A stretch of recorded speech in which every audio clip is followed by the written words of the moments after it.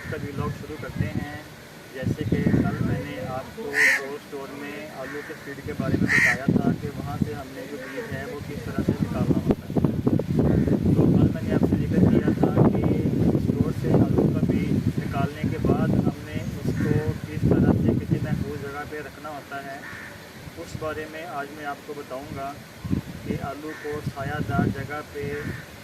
Store से निकालने के बाद कुछ दिन के लिए क्यों रखा जाता है और उसकी वजह क्या होती है। तो चलाएं मैं आपको बताता हूँ इस बारे में कि बीज को सायादार जगह पर रखना क्यों ज़रूरी है।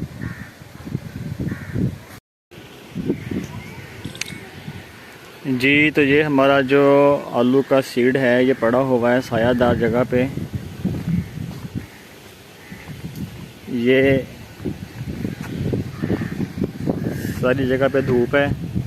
लेकिन ये जो बीज है ये हमने सायादार जगह पे रखा हुआ है।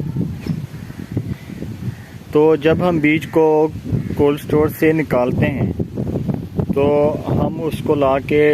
सायादार जगह पे इस बीज को रखते हैं तकरीबन 4 से 5 दिन के लिए। और बीज को सायादार जगह पर रखने का सबसे जो बड़ा मकसद है वो ये होता है कि कोल्ड स्टोर में क्योंकि सर्दी होती है और जो बीज जब हम निकालते हैं बहुत ज़्यादा ठंडा होता है और हमारी जो ज़मीन होती है वो उस टेम्परेचर के हिसाब से गर्म होती है। तो इसको सायादार जगह पर हम 4 से 5 दिन के लिए रखते हैं ताकि जो बाहर का मौसम है और जो आलू का टेम्परेचर है ये दोनों इक्वल हो जाएं, दोनों बराबर हो जाएं। उसका फिर हमें यह फ़ायदा होता है कि जब हम आलू की बिजाई करते हैं तो आलू का बीज जब ज़मीन के अंदर जाता है तो वो ख़राब नहीं होता। इसका मकसद ये होता है, इसके लिए हमको जो बीज है वो 3 से 4 दिन के लिए या 5 दिन के लिए लाकर किसी सायादार जगह पर रखना चाहिए और रखना होता भी है। अच्छा जी, इसमें जो सबसे एक अहम बात और भी है, आलू का बीज जब हम किसी भी जगह पर लाकर रखते हैं उसका जो टेम्परेचर है वो बाहर वाले मौसम के साथ बराबर करने के लिए तो आलू के जो बैग्स हैं उनको हम इस तरह से लाइनों की शक्ल में रखते हैं और एक लाइन से दूसरी लाइन के दरमियान जो है वो बीच में थोड़ा सा फासला होना चाहिए ताकि उसमें से जो हवा की आप वेंटिलेशन कह सकते हैं कि वो होनी चाहिए, क्योंकि बीज ठंडा होता है और बाहर का मौसम गर्म होता है। तो एक लाइन से ये जो एक लाइन है इससे दूसरी लाइन में ये जो आपको वेंटिलेशन सी नज़र आ रही है ये होनी ज़रूरी होती है ताकि इसमें से जो हवा का गुज़र बसर है वो होता रहे और बीज को किसी किस्म का कोई नुकसान ना हो। अच्छा जी, यहाँ पर एक और अहम बात जो मैं आपको बताना चाहता हूँ, जिस खेत में हमने आलू की बिजाई करनी होती है उस खेत में अगर कोई दरख्त वगैरह हो, जिस तरह से ये दरख्त खड़े हैं आप देख रहे हैं, ये वाले 3 दरख्त खड़े हैं,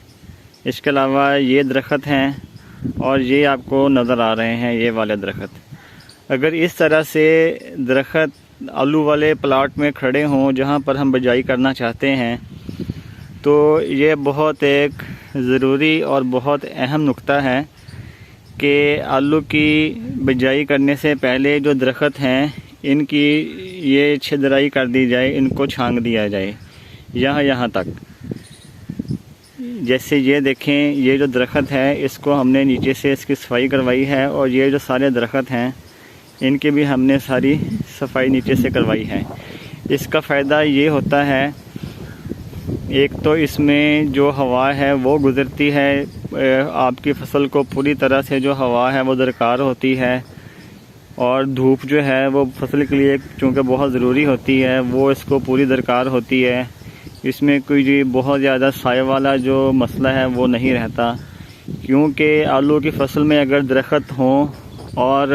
उनकी छदराई ना करवाई जाए तो उसके नीचे जो पौधे हैं वो काफ़ी कमज़ोर रह जाते हैं और इसमें जो आलू है वो भी पूरा साइज़ नहीं बनाता। तो ये बात भी जो है आपने नोट करनी है कि इस तरह से अगर दरख्त हों तो उनकी नीचे से सफाई करवा देनी है।